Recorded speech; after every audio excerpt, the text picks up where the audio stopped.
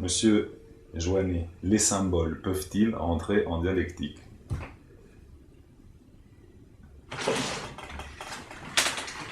Oui.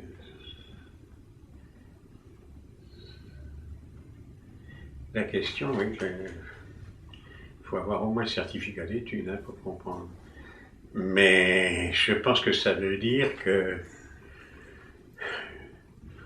les symboles de l'histoire d'un groupe social ou d'une religion ou d'une patrie, je pense au drapeau, je pense à un emblème religieux, est-ce qu'ils peuvent Entrer en dialectique. en dialectique, c'est-à-dire donc entrer en conflit d'où résultera une synthèse qu'on préfère positive plutôt que négative. Le problème souvent c'est que le résultat de la synthèse est négatif. Et... Enfin, je pense aux guerres de religion qui Oui, c'est-à-dire que si la démarche est de rechercher, enfin d'introduire la dialectique dans les rapports de groupe ou humains pour essayer de progresser vers une synthèse qui converge, qui n'unisse pas, mais au moins qui provoque des convergences, la réponse est oui, mais l'histoire montre que d'abord, souvent, cette dialectique est plutôt, ne recherche pas une synthèse, mais la victoire de l'un sur l'autre, ce qui est une synthèse très négative, en sauvegarde de religion. Et je ne peux pas en dire beaucoup plus.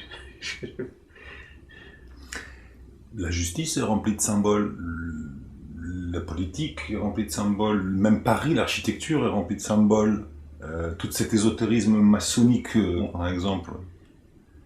Oui, Tous ces symboles qui arrivent en général de très très loin, la swastika, qui en fait a plus de 10 000 ans, devient la croix gammée. Donc voilà, les symboles peuvent-ils rentrer en dialectique? Oui, mais comment faire pour que ces dialectiques soient positifs? Ah oui, la question posée comme ça, oui, elle est dialectiquement dialectique, si je puis dire. Ah ben, comment faire? Je crois qu'il n'y a pas de recette toute faite. Hein. Tout dépend d'abord de la conjoncture historique et que cette réserve de convergence faisant évoluer la conjoncture historique elle-même, la convergence peut paraître possible à un moment et puis pas à un autre, où elle ne l'est pas possible mais elle crée un nouveau contexte qui va finalement faire que la génération suivante.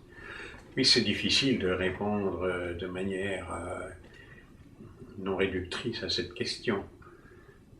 Comment faire pour que la synthèse aille plutôt dans le bon sens que dans le mauvais?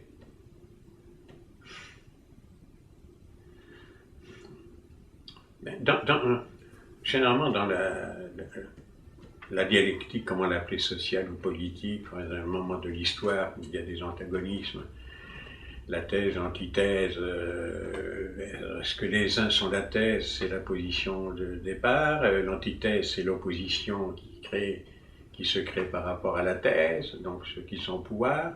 Alors là, il y a un vrai choix, c'est le camp de l'antithèse, je ne sais pas si je suis dans le raisonnement, mais s'il ne réfléchit pas à la manière dont il prend le pouvoir, son but c'est de conquérir le pouvoir, pour des raisons au départ généralement honorables.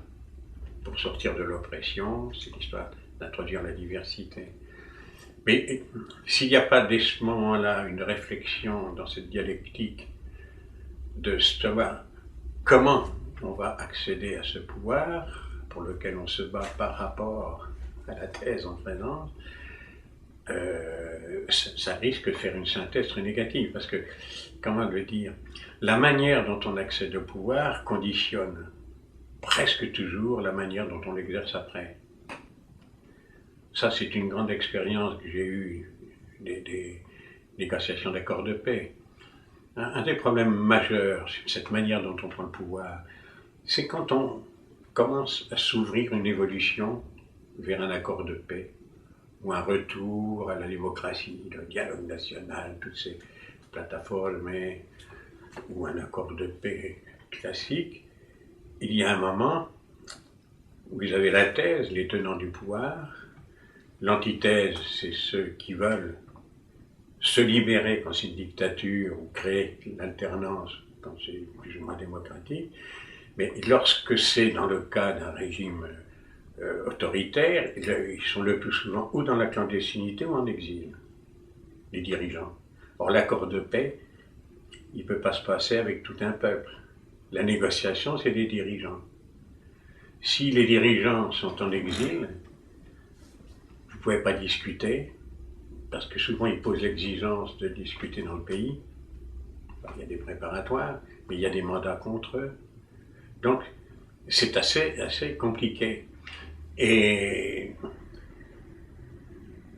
donc, la manière dont l'ouverture se pratique du côté qui peut-être de celui va céder le pouvoir à la thèse, sous la pression de l'antithèse, qui lui doit réfléchir à comment il va l'exercer pour ne pas être l'opprimé qui devient oppresseur, là, on peut avoir une synthèse. Donc, vous dites comment aboutir à ce que la synthèse soit positive plutôt que négative, tout dépend du travail politique qui se fait à l'intérieur du camp de la thèse et du camp de l'antithèse. Et ça, c'est une réalité. Hein. Moi, j'ai eu beaucoup de discussions sur l'accord de paix sur le Salvador, par exemple, et avec mon ami le magistrat français Philippe Texier.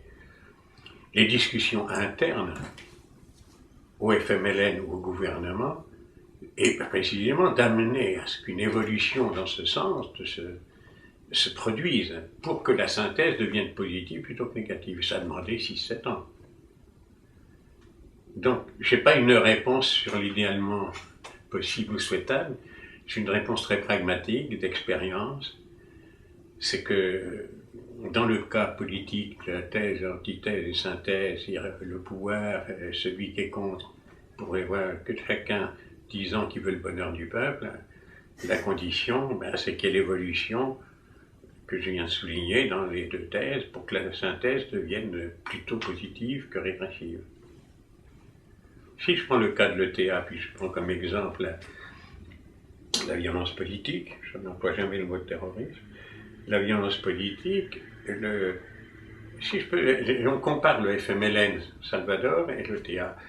Vous avez toujours, dans cette situation, thèse, c'est généralement un pays autoritaire, c'était du temps de Franco, le problème c'est que ça ne l'est plus maintenant, et donc, si celui qui se battait contre un pouvoir autoritaire, et que le pouvoir a changé, mais que lui continue à se battre pour un autre objectif, l'indépendance en espèces, si les militaristes l'emportent sur les politiques, ça tourne mal. Hein. Parce que dans un mouvement de ce genre, vous avez toujours la tendance militariste et ce qu'on appelle les polymilis. C'est le cas pour le théâtre.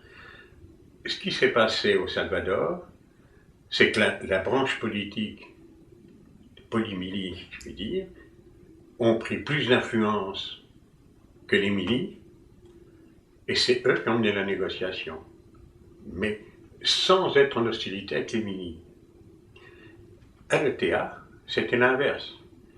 Quand il y a eu la 7e et la 8e assemblée, les polymilis ont été marginalisés, exclus, et même certains persécutés, et c'est les milis qui sont toujours au pouvoir. Et ça a été aussi un peu, à mon avis personnel, le drame des Tamouls.